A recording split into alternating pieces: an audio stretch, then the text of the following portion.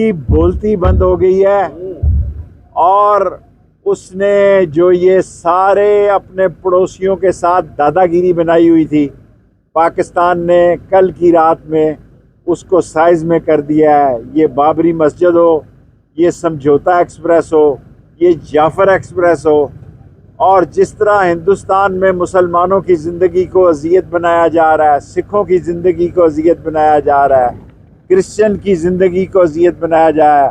पाकिस्तान एक ज़िंदा कौम है और हम पाकिस्तान के लिए, इस्लाम के लिए ज़िंदा हैं और इसी के लिए मरेंगे और फ़ौज के साथ हैं पाकिस्तान के दिफा के लिए।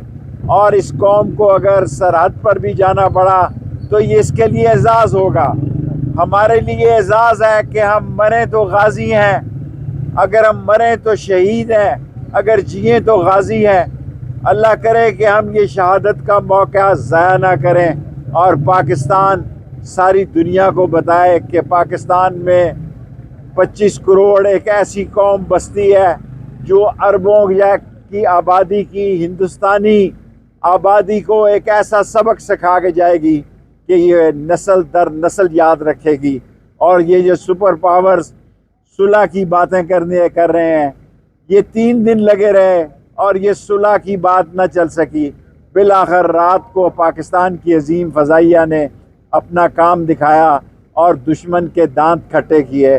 और मुझे उम्मीद है इंशाअल्लाह ताला सारी पाकिस्तान कौम इकट्ठी है और मेरी भी दुआ है कि अल्लाह ताला मुझे भी ये शहादत का मौका ज़ाया ना होना दे।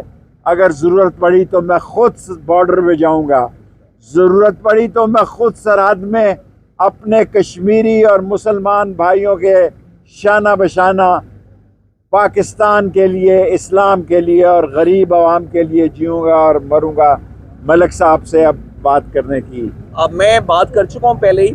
बस एक तो अर्ज़ ये है कि 17 मई की डेट हो गई है 9 मई वाले केसेस में। दूसरा तो मैंने वो फ़िक्रा, मुझे मशहूर ज़माना शेख साहब का फ़िक्रा याद आता है कि इंडिया के मंदिरों में घंटियाँ बजना बंद हो जाएंगी, उनकी ज़मीनें फसलें उगना बंद कर देंगी, उनकी माएँ बच्चे जनना बंद कर देंगी। हम उनका वो हाल करेंगे अगर ये जंग जारी रही तो इंशाअल्लाह ताला। शेख साहब ये बताइएगा कि जो राफेल तैयारे की पूजा चाट कर रही थी पूरी उनकी जनता और उनके मंत्री, और जिस तरह के यहाँ पे राफेल को गिराया गया और उससे पिछले दिनों हमने देखा जिस तरह 5 जेट्स गिराए गए, क्या समझते हैं कि कारकर्दगी को? जब ये 17 जे बन रहे थे तो मैं 2 दफ़ा इसको देखने गया था और मैं शियोन में जहाँ राफेल और G20 बन रहे थे, मैंने 2 दफ़ा इसको विज़िट किया था क्योंकि मैं बहुत सारे दूसरे मामलात को भी देख रहा था।